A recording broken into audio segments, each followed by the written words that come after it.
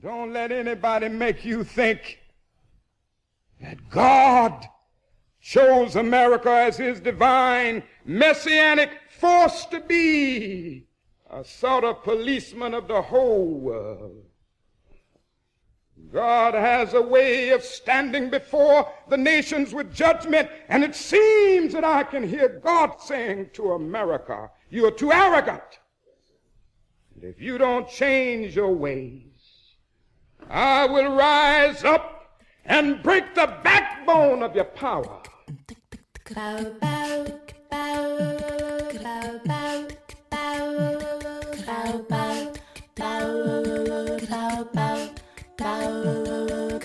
Hotep, which in the language of ancient Egypt means we come with justice in peace.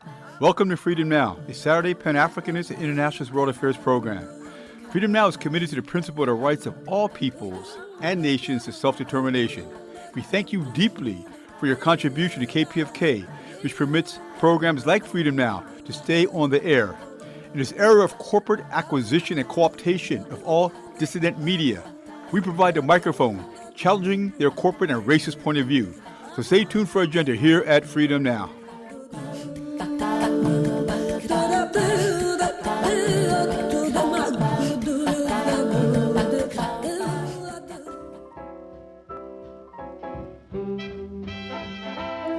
Habarigani. This is Sister Ege with Freedom Now's agenda for this Saturday, May 31st, 2025. Today's theme is Black musicians and today's prison updates. 3 interviews and 3 prison radio commentaries in the mix for today's Freedom Now Hour of History, Knowledge, and Resistance. This hour, prolific author, radical historian, professor of African American Studies at the University of Houston, and Freedom Now co-producer, Dr. Gerald Horne interviews Dr. Jack Chambers, Professor Emeritus at the University of Toronto and author of the book A Tone Parallel to Duke Ellington, The Man in the Music. Dr. Horne's second interview is with Dr. Maurice Jackson, Professor of History at Georgetown University and author of the book Rhythms of Resistance and Resilience, How Black Washingtonians Used Music and Sports in the Fight for Equality. And later in the hour, Dr. Horne closes out with Professor Samantha Ege, Senior Research Fellow at the University of Southampton in Great Britain and author of the book Side Impresarios, How Race Women Transformed Chicago's Classical Music Scene. Our prison radio commentaries are from Umia Abu-Jamal on A Fever Welcomed to the Trump Era, from Khalil Hammond on Checks and Balances, and from Raymond Jenkins on Slavery in Prison. Our music clip mix includes MLK, Zap Mama, and Duke Ellington. So sit back, phone a friend, and as always we stand ready for revolution.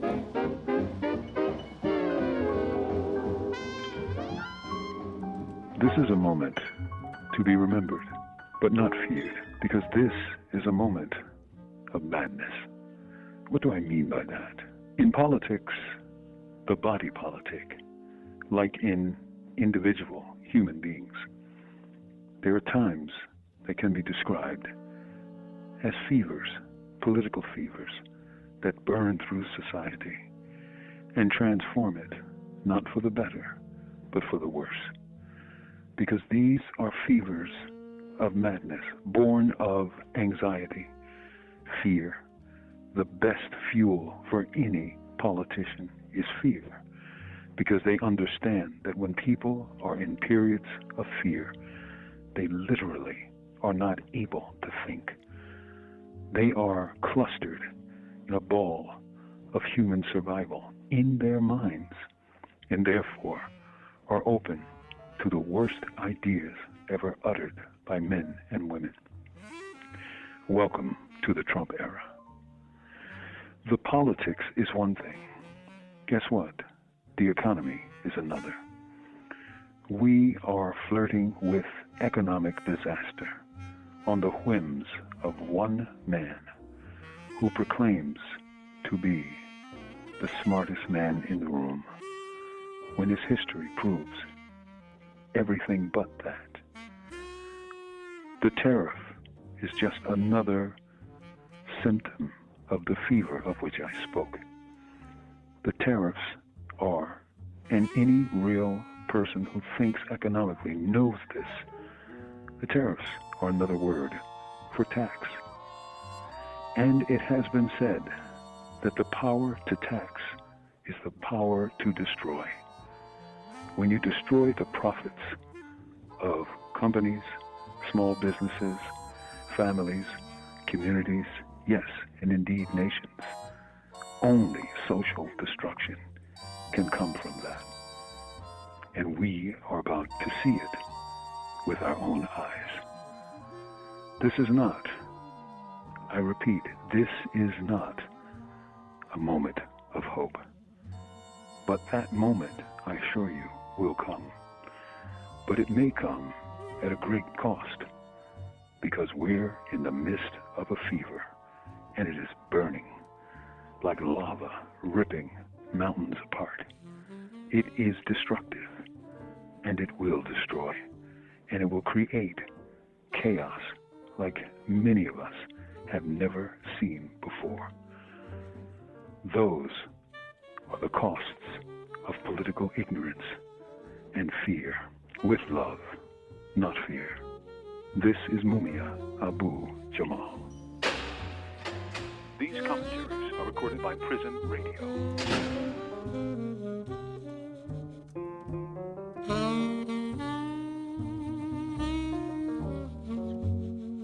For KPFK Los Angeles, this is Gerald Horne, and with me on the line is Jack Chambers, Professor Emeritus at the University of Toronto in Canada, and author of the book A Tone Parallel to Duke Ellington, The Man in the Music.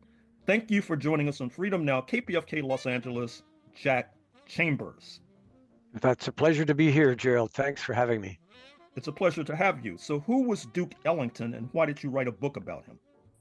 Well, Duke Ellington was a 20th century composer. He was born in Washington, D.C. and spent most of his life in New York City and Harlem particularly, and also traveled the world, of course.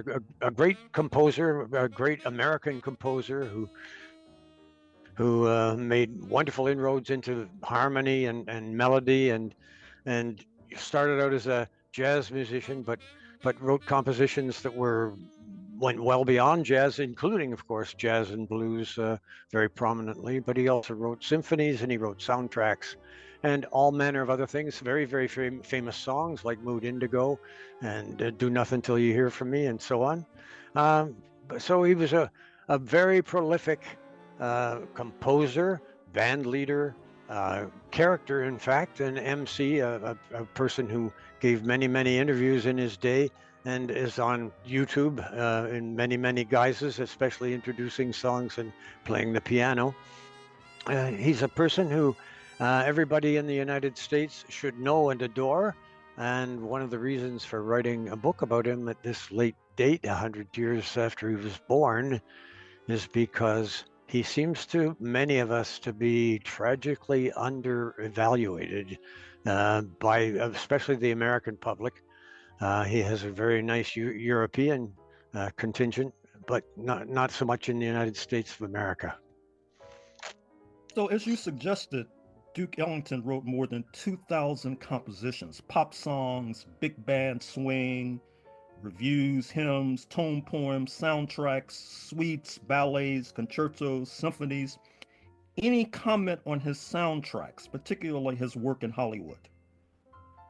Well, he wrote soundtracks for 4 movies, all of them in the 1970s, the 1960s, and a couple of them are movies that are estimable. One is called Assault on a Queen, which is a Frank Sinatra movie with a screenplay by Rod Serling. It didn't get much play, but one of the others is called Paris Blues, and it stars Sidney Poitier and Diane Carroll, Joanne Woodward, and Paul Newman, who people will know and love. And I hope they would know and love that movie because it's a very fine movie set in Paris with very glamorous stars, of course, very glamorous stars in a love scene. And the other one, Anatomy of a Murder, a wonderful Otto Preminger movie that was nominated for Academy Awards. Duke Ellington's soundtrack was nominated for an Academy Award for Anatomy of a Murder, and that's a wonderful Lee Remick movie with James Stewart as well. So estimable. Two of his movies had considerable critical acclaim. The other two did not have much critical acclaim, but the soundtracks for all of them are interesting, and the movies are also interesting to go with the soundtracks for Anatomy of a Murder, particularly in Paris Blues. So you've also written voluminously about Miles Davis, the trumpeter, band leader, etc. Any reflections on Miles's interactions or commonalities and or differences vis-a-vis Duke Ellington? Well, Miles Davis was 26 years younger than Duke Ellington. Duke Ellington was born in 1899 and died in 1974, and Miles Davis in 1926, born in 1926, and died in 81. But so they were from different ages. Duke Ellington went through the swing era, of course, with where he was the counterpart of the competitor, really, to bands that were led by people like Glenn Miller and Benny Goodman. Miles Davis came along much later, and his fellow competition is the people he worked with were people like tenor saxophone player Sonny Rollins and John Coltrane, and he had wonderful small bands, not orchestras as Duke Ellington had, but I mean, Duke Ellington is a venerable figure in the world of American music in the 20th century, and Miles Davis, at the time that Duke Ellington died, Miles Davis said famously, "We all musicians should get down on their knees one day a year and thank Duke Ellington for his contributions." There was more like I would think more like a student and a mentor and a student relationship. They did not work together. They never played together. It's a shame, really, because Duke Ellington would have done wonderful things with the very, very personal trumpet playing of Miles Davis. Miles Davis was a kind of a poet with the trumpet, and Duke Ellington was a kind of novelist with the big band, a composer by and large. So they have different, they occupy different spaces musically, but with great respect for one another. So Duke Ellington was born in Washington, D.C. Any reflections on how that city shaped and influenced him? He was raised in what I think most people would consider middle class surroundings. He lived in a house and not an apartment for all of his youth until he was 23 and moved to Harlem. But in his Washington, D.C. days, his father had been a butler and later worked with the U.S. Navy in the blueprint department, so it was a very upstanding kind of setting. His mother was very, very genteel. His younger sister, Duke Ellington's younger sister, once said she was so genteel that she wouldn't even wear lipstick. And so he was raised, and all his life, Duke Ellington, his name was Edward Kennedy Ellington, and he was called Duke because of his immaculate manners and his careful dress. He was always the best dressed person at any formal gathering. He was always the best spoken person at almost every gathering he was at, whether it was the White House or on stage at a theater or in Carnegie Hall, all the places that he appeared. He was a celebrated MC and spokesperson and a person who did many interviews because of his gentility and his articulateness.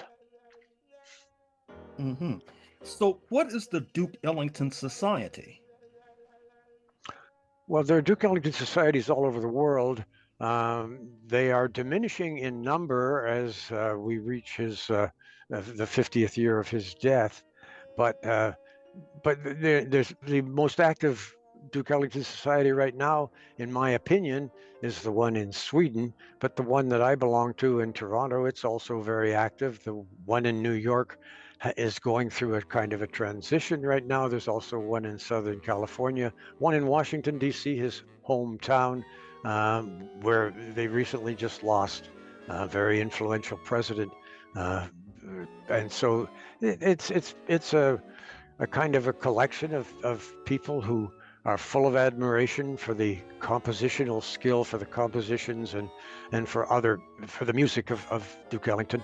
And they've been in existence now since the middle of the 20th century. So they're getting to be 75 years, 100 years old. These Duke Ellington societies, they still are very active and very much pushing the music of Duke Ellington, hoping that young people will take an interest and listen, get maybe put behind them some of the banalities of the three-chord stuff that the young people have been listening to for too many decades, and listen to something that's a little more challenging but also a little more enlightening. And that's what that's the fondest hope of my book, for instance, and of the Duke Ellington societies. So Duke Ellington and his band spent considerable time overseas. In fact, one of his band's most important compositions attributed to Billy Strayhorn is Isfahan, which of course is a city in Iran. Any reflections on his experiences abroad?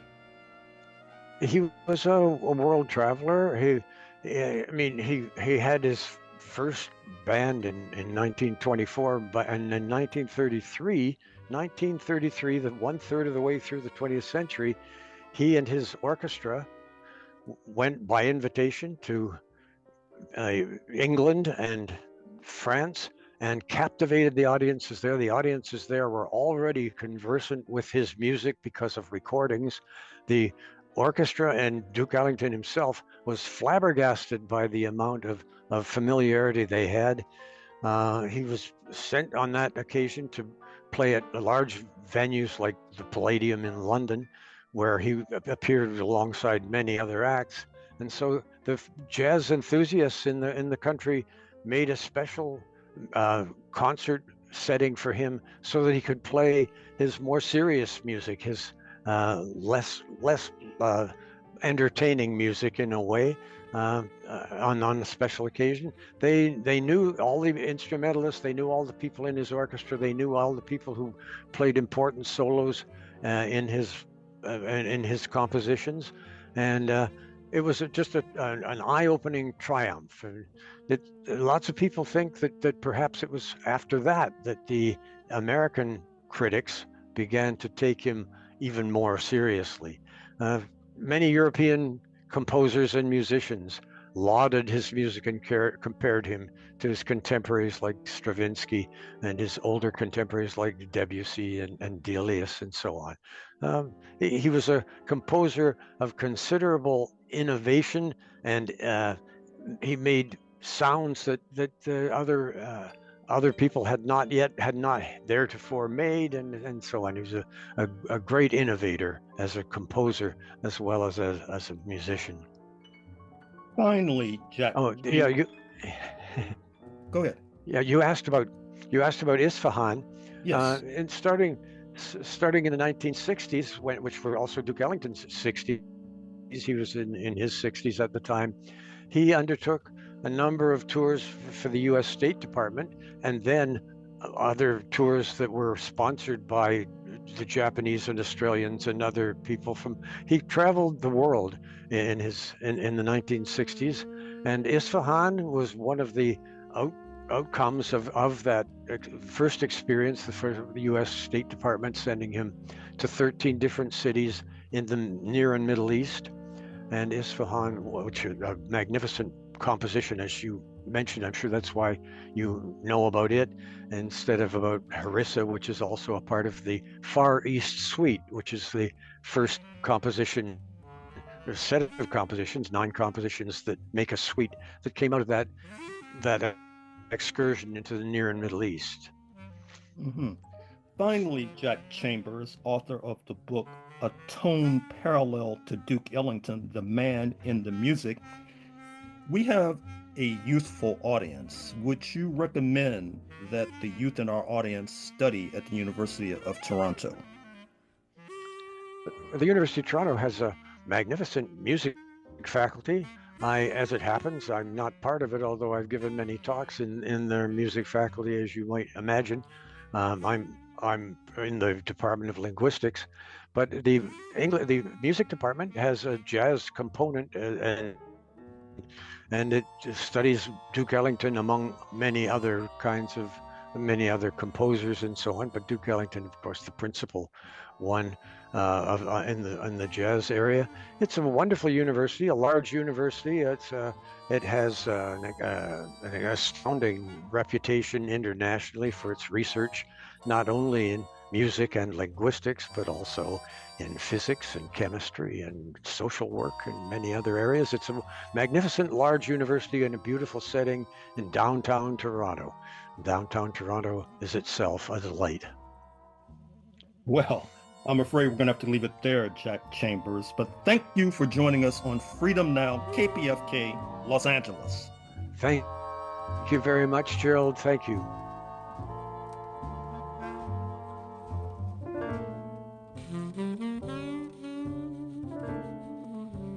Hello, my name is Khalil Hammond. This is a piece called Derelict in Tyranny. I often hear people say the system is broken, but I don't think that it is. I believe that it operates exactly how it was intended to, which is to frustrate, humiliate, dehumanize, and break the human beings encapsulated within it as a means to deter societal onlookers from rebelling against it. In a majority politically unconscious society of laws and order, this system seems to serve a harsh but necessary purpose on the surface.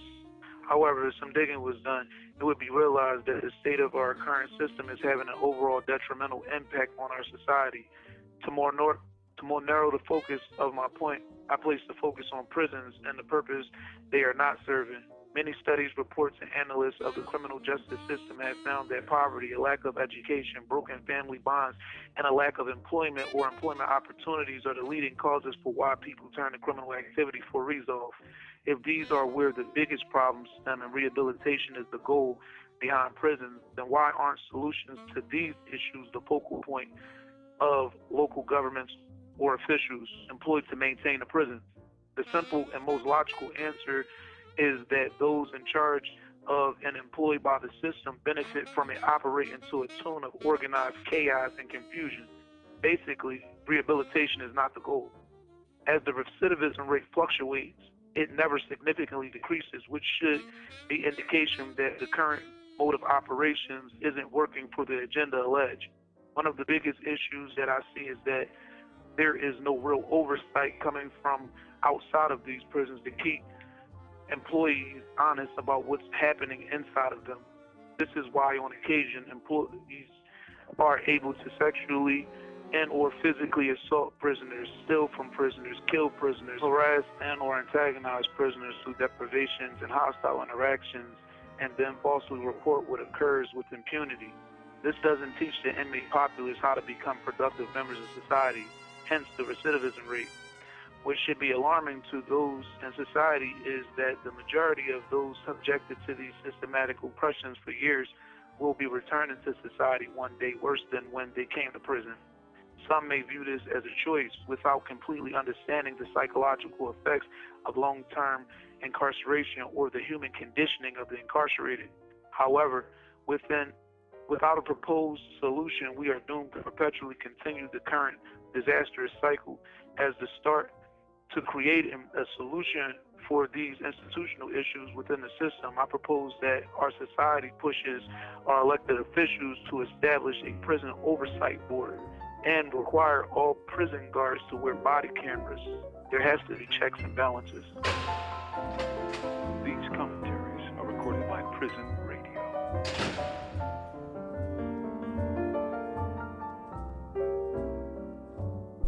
This is Sister Flora, and you are listening to Freedom Now at KPFK 90.7 FM in occupied Mexico, including Los Angeles, 98.7 FM Santa Barbara, 93.7 FM in San Diego, and streaming live on the web at kpfk.org. Today's program, as well as 10 prior editions, can be reheard at kpfk.org/audio archive and scroll down to Freedom Now. From 12 to 1 p.m., following Freedom Now is her sister Assumpta, with Spotlight Africa addressing issues facing Mother Africa. For a truly alternative international perspective on world affairs, check out RTTV Russia, CCTV China, and online at Presna, Latina Cuba Telesur Venezuela, News 24 South Africa, and Press TV Iran. We will now continue with historian Professor Dr. Gerald Horne. For KPFK Pacifica Radio, this is Gerald Horne, and with me on the line is Maurice Jackson, Professor of History at Georgetown University and author of the book, Rhythms of Resistance and Resilience, How Black Washingtonians Use Music and Sports in the Fight for Equality. Thank you for joining us on Freedom Now, KPFK Los Angeles, Maurice Jackson. Well, thank you, Dr. Horne. It's a pleasure being with you. And of course, I keep up with all your work and all your writings, so I'm very appreciative of that. And you know, I'm working on many things related to this city and the world. So this book is just a product of one of several projects. Mm-hmm. So tell us about this book. Well, why did you write it? What do you argue in this work?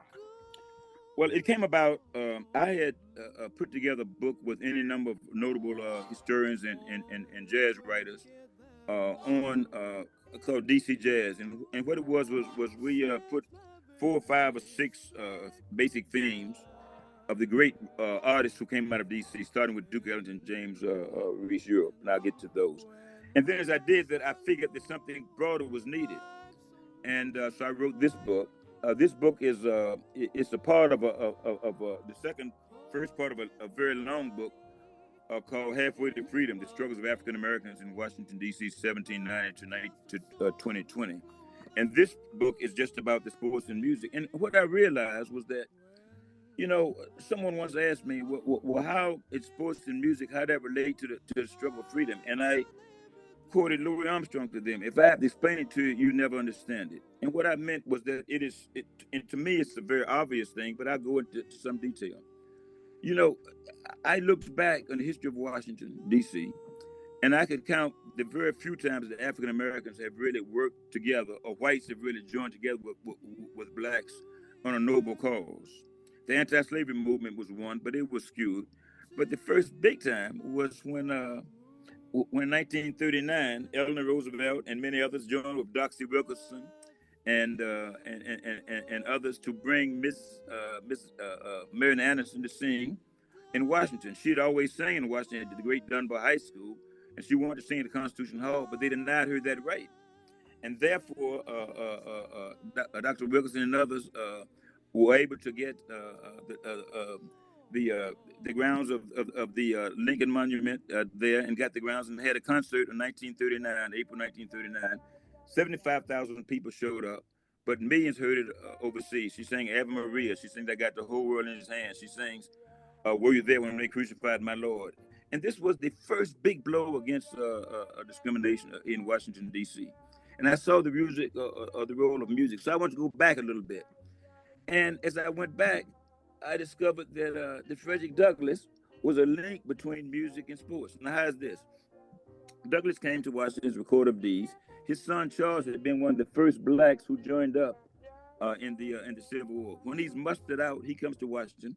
He gets a job, a good government job, working at the for the Emancipation Bureau. But he founds a baseball team on something called the White Lot, which is right by the White House.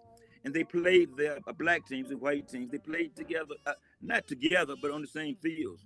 But at a certain time, the whites wanted to kick the blacks out. But here's this man brought baseball to the black community in Washington, D.C. Now, his son became the first classically trained black musician in the world, in America. And his son, Douglas' grandson, became a tenured professor of music at Howard. So here's Douglas has this link between that, and sports just kept, and music and sports just kept having those links. you've written about Jack Johnson. 1910, Jack Johnson, had this immortal fight against Ellis. And as he fights, all the black people, the whites do not want black people to see the fight.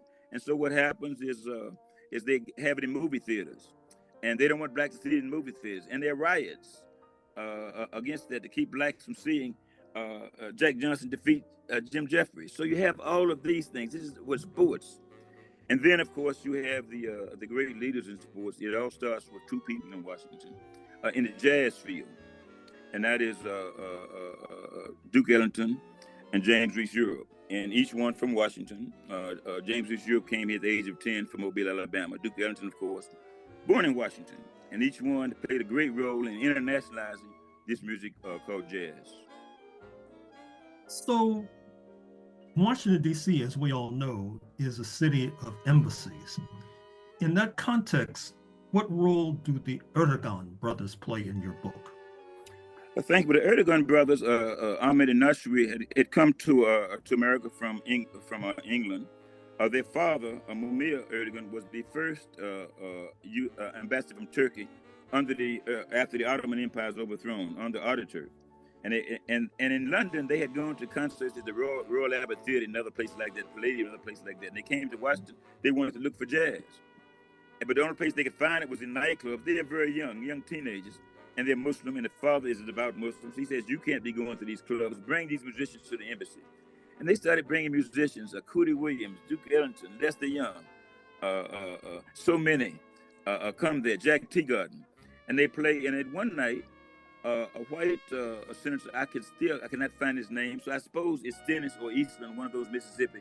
So he says, you cannot bring black music, and we use another word, into the front doors of my embassy. And the ambassador quoted something pretty much to what my grandmother would quote me as a kid. In my father's house, there are many mansions. If it were not so, I would not have told you. And he said, in this way, this is my mansion, my house. And he's a Muslim, this is Allah's house. In this sense, they will come through the front door, but if you want to come through the back door, you may. And this was the first time that blacks and whites musicians had performed publicly in the city of Washington. It was in the embassy. After that, the Ertegun brothers decided they wanted to take music out and make a little bread. So they took the music at a place at 1536 Q Street, 16th and Q Street. And what is 16th and Q Street? It is the Jewish Community Center. So as I say, dig this: two Muslim brothers take black music to a Jewish community center. If we had such corporation today, maybe we'd be in a little better shape. But these brothers helped internationalize this music, and they became friends with Sterling Brown, with Duke Ellington, with Louis Armstrong, with all the greats who would come there. And then they brought music to the Howard Theater and many other places like that. Then, of course, they went off to New York and founded Atlantic Records, and John Coltrane, Ornette Coleman, Stevie Wonder, so many others got their discoveries. Aretha Franklin with Atlantic Records. What about the role of teachers, particularly in the public schools of Washington, D.C.? What role do they play in your book? Well, teachers play a much bigger role in the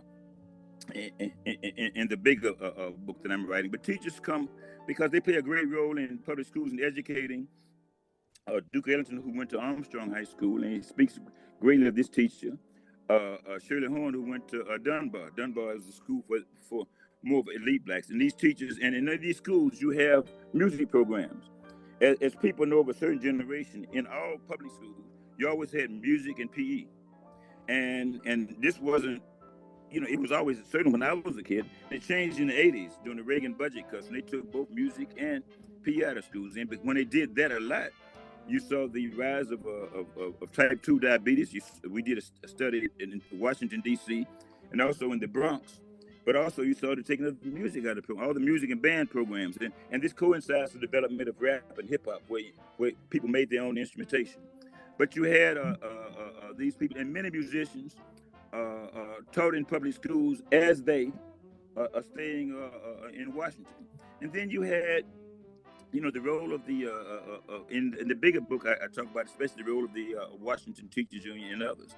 But many people go off and teach in the public schools, especially artists and others, as they work to make a living. And then some, like Shirley Horne, go off to Howard University, but they decide not to leave Washington, D.C. because they want to every musician, if you're a musician, you want to get to New York. You don't want to stay in Jim Crow DC. But later on, many did stay, like she and Bucker Hill. So you've mentioned Shirley Horne more than once. So give us a thumbnail sketch of her. Well, Shirley Horne is born here in Washington, D.C., and she's classically trained. She goes to Dunbar, then she goes to Howard University. But when she goes to Howard University, you can't play jazz. She's there. Billy Eckstine goes there later on. He can't play jazz. Benny Golson, Killer Joe, is there, but you can't play jazz. And so Benny Jolson leaves. Billy Eckstine leaves and goes down to school in North Carolina. Then he gets to with Maurice Jackson and some of the jazz groups. But Miss Horne decided that she was going to try to make a career here in Washington D.C. So she stayed here. She wanted to raise her kids, just like Buck Hill. So she stayed in Washington and became the premier pianist here. And one day she's playing in Miles Davis' Hears Her. Well, Miles Davis hears by then her daughter is pretty much grown, and he convinces her to go on the road with him.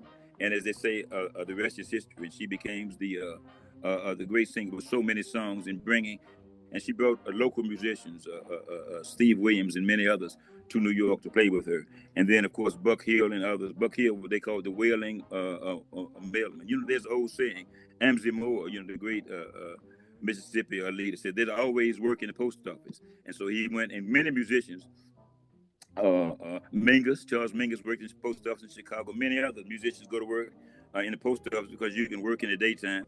In Buck Hill's place, he walked the beat, and then at night he played his music.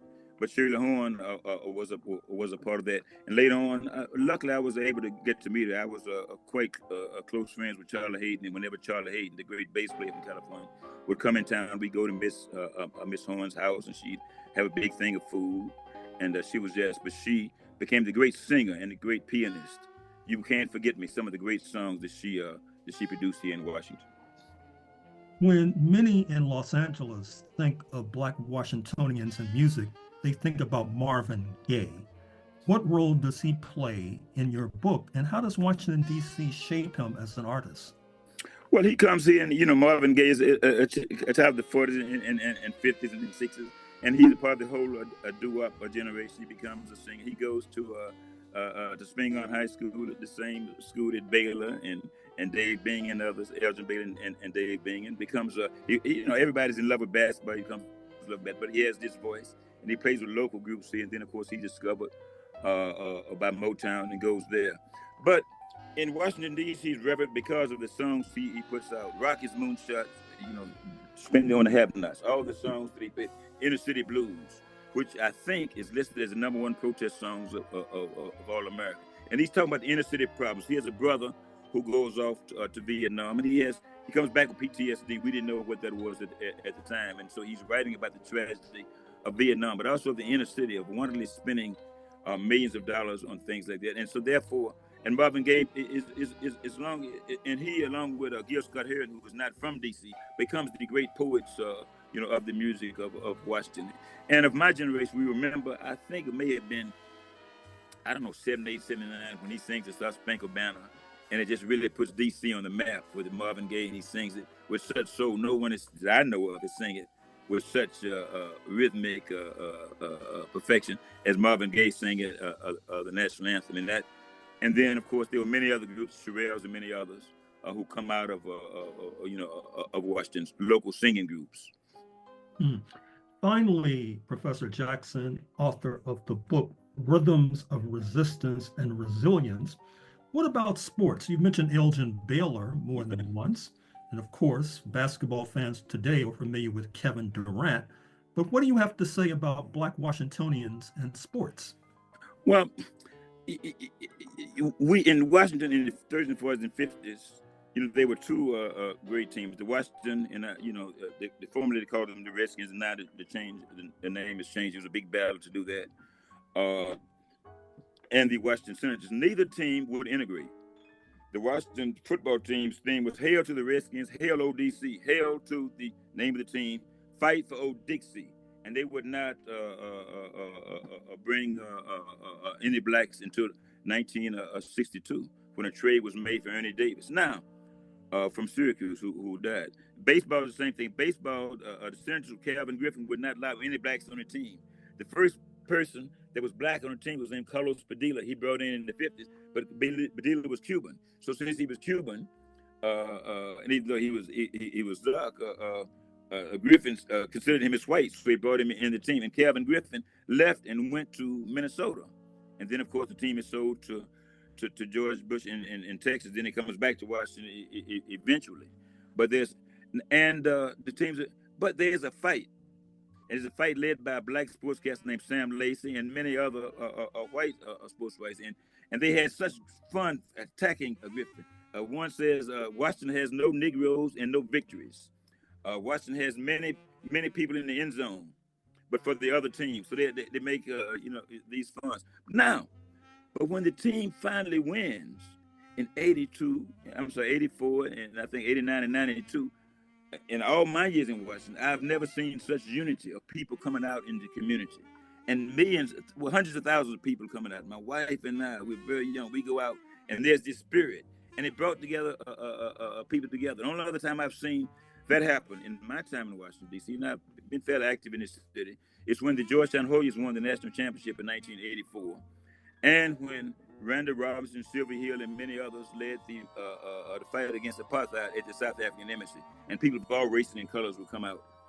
The only other time I've seen that is the fight for rent control, where you would have poor black people from Anacostia and others joining with well-off people from the uptown, and mainly white, as they say, widow women, who want to keep rent control. And so you saw these blacks and whites, but not many things that brought the city together. But the fight to integrate the teams, and then when the team won in victory, it was something to behold. We don't have such victories in the city today.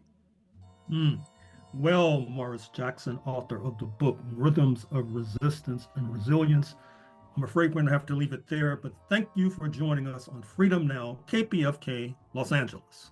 Thank you, sir. It's been my pleasure. Mr. Jenkins, calling from Corcoran State Prison. Today is May the 27th, 2025. Today's topic is slavery in prison. The reason why I chose this topic is because in the prison system, prisoners have been forced to do programs that they feel uncomfortable with. They've been forced to go to do a job that they really doesn't want to do, go to school, and if you doesn't go, they write you up, what they call a 115. Slavery. Back in the day, slavery was slavery. They force you to do stuff that you don't want to do. In prison, you don't have a choice. You chose not to. They write you up. You lose your good time. You lose add extra days on your time when you don't go home the days that they give you. And under the Constitution, you have a right to say, no, Joe, I don't want to work this job. On the street, you say, I don't want to go to this job. I don't have to go to the job. I don't have to go to school. But in the prison system, you don't have that choice. You don't have that option. They send you what they call a ducket, and you get it, and you have to go. And it's 1 hour. Most of the classes is 1 hour. They get milestone. Some classes you get milestone. You get time off on your time to put your day off so you can go home early. But the majority of the prison is that you have a lot of young men that just come in, and they don't go to job or go to school for about a year or 2 years. And they put programs for most of the guys that have been here a long time. So a lot of young men that come here trying to go to programs don't get a chance to go. They don't get a chance to get credit. And what we're saying is a law needs to be passed, and I am working on a law to be passed that sure that you have a right to say yes or no. I don't want to go do this program. It's not the program I want to do in prison. A bill was trying to be passed 2025, but it didn't pass. So I have rewrote a bill that ensures that I feel that it will be passed for next year. I am being released next year, 2026. That'll be my last year in the prison system. and I'm going to follow up on working with organizations that sure that bills would be passed so it would not be slavery in prison.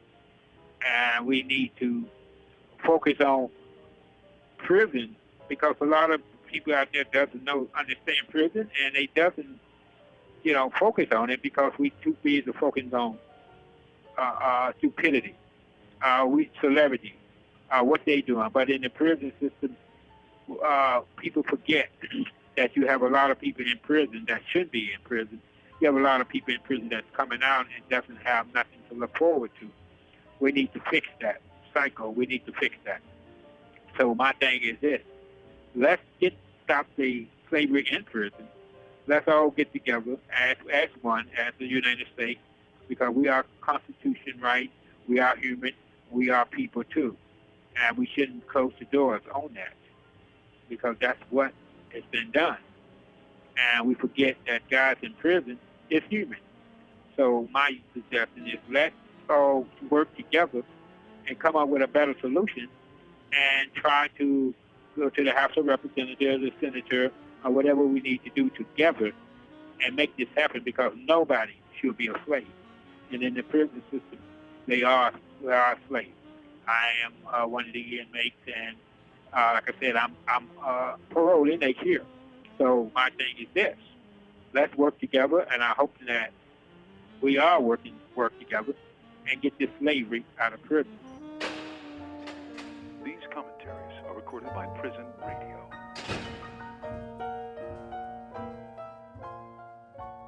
For KPFK Los Angeles, this is Gerald Horne, and with me on the line is Professor Samantha Ege, Senior Research Fellow at the University of Southampton in Great Britain, and author of the book Side Impresarios: How Race Women Transformed Chicago's Classical Music Scene. Welcome to Freedom Now, KPFK Los Angeles, Professor Ege. Thank you for having me. Thank you for joining us. So why did you write this book? Well, I wrote the book that I wish I could have read as a student learning about Black women in classical music. So this book begins with the story of a woman called Florence Price, who, if anyone knows of her name, they'll know that she was the first Black woman to have a symphony performed by a major national orchestra when the Chicago Symphony performed her Symphony No. 1 in E minor in 1933.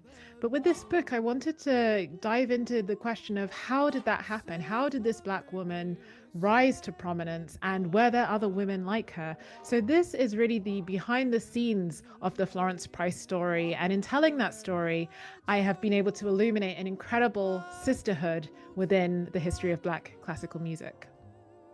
Now, can you provide a bit more detail about Florence Price in terms of her biography, her background, etc.?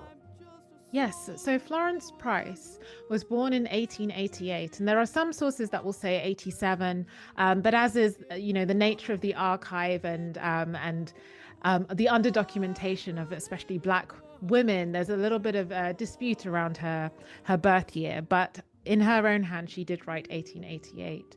And she was born in Little Rock, Arkansas. And Raylinda Brown has an incredible biography about Florence Price called The Heart of a Woman. And through Raylinda Brown's work, we learn that Florence Price was born into basically the Black bourgeoisie. Her father was a dentist. She married a lawyer. So she had a certain set of advantages that were not common to the majority of Black women during her time. But Florence Price is what I call, and you're obviously very familiar with this term, Professor Horne, she was a race woman, meaning that she acknowledged the privileges that she had and used those privileges to advance opportunities for those of her race. So she really accepted the responsibility that she had as a relatively privileged Black woman to ensure that she put that privilege to good use.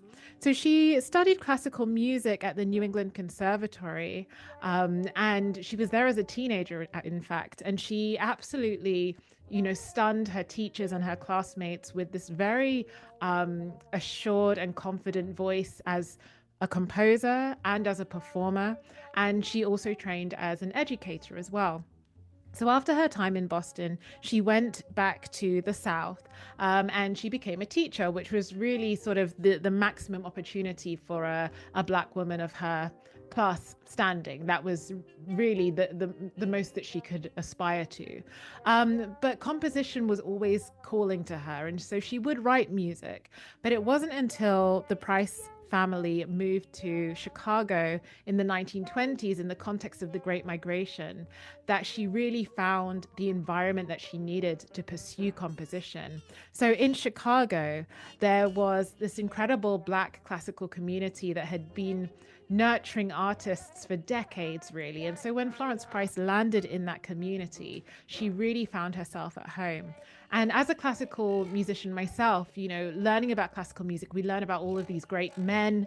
We learn about these schools of composition that are oriented around male composers. But what was really fascinating in terms of Florence Price's community was how women were at the helm, Black women. And it was this network of Black women that helped Florence Price achieve national prominence as a composer.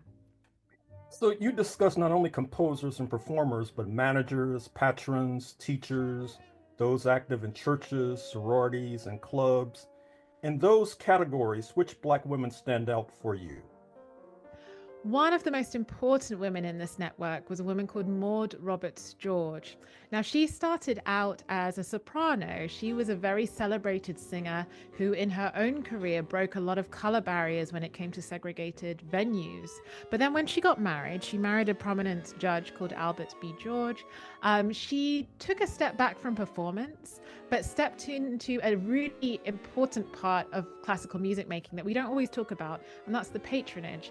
That's how events get supported financially. And she stepped more into that role.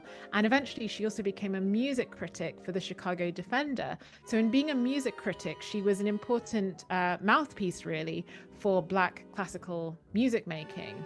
And one of the most eye-opening elements of this work that I did in order to write the book was in learning that when Florence Price made her debut with the Chicago Symphony in 1933, it was Maud Roberts George who entered a contract with the orchestra, with the orchestra's conductor as well, to ensure that that performance would happen. So there's all of this behind the scenes work that creates the great composer that we know about.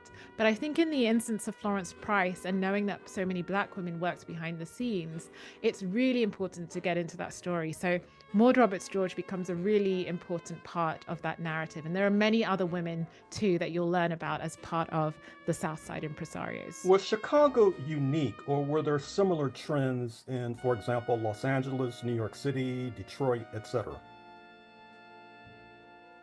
I think Chicago was definitely unique, but I also think that there is a common trend around Black women using their skills, using whatever resources they have in order to further the ambitions and aspirations of the masses.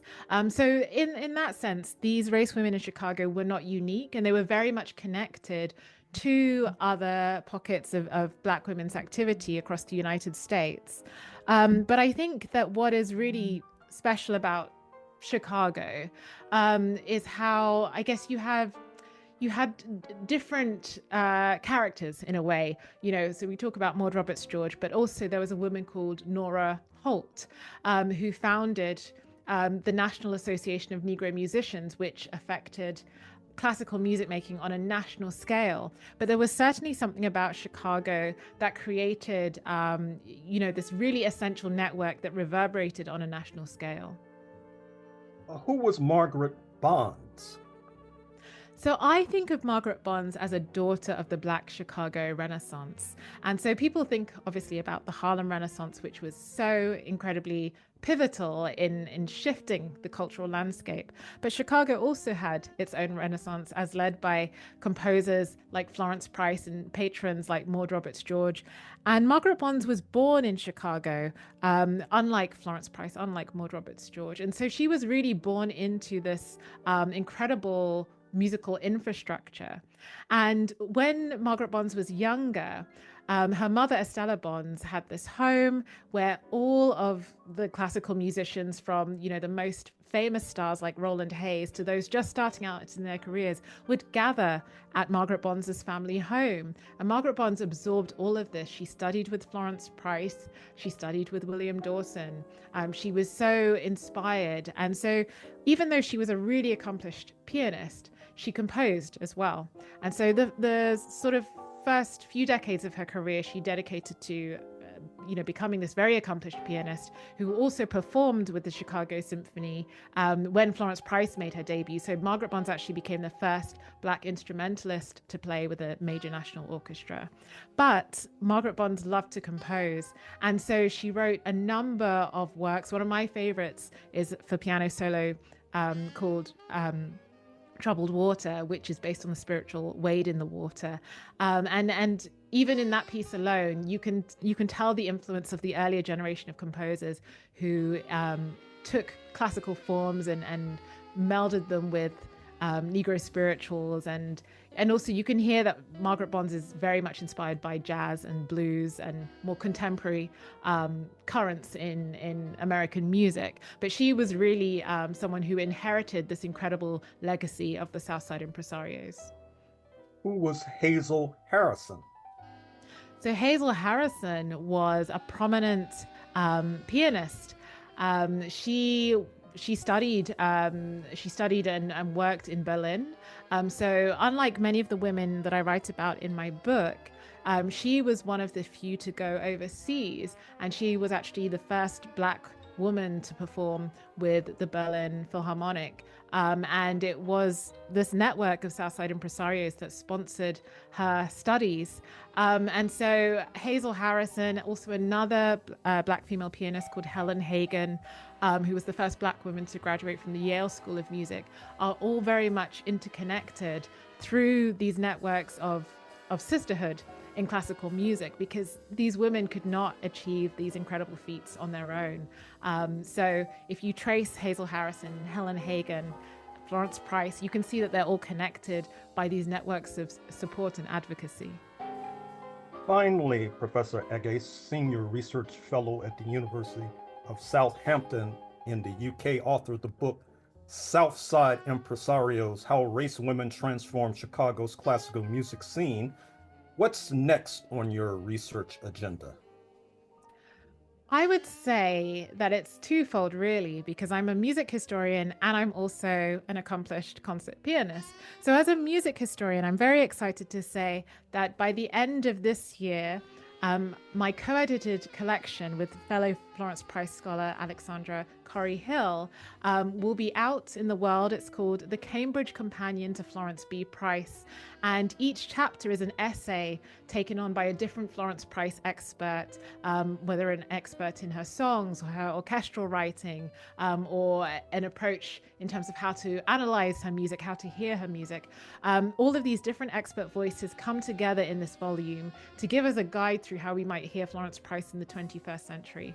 So that's with Cambridge University Press, the Cambridge Companion to Florence B. Price, that will be out at the end of this year.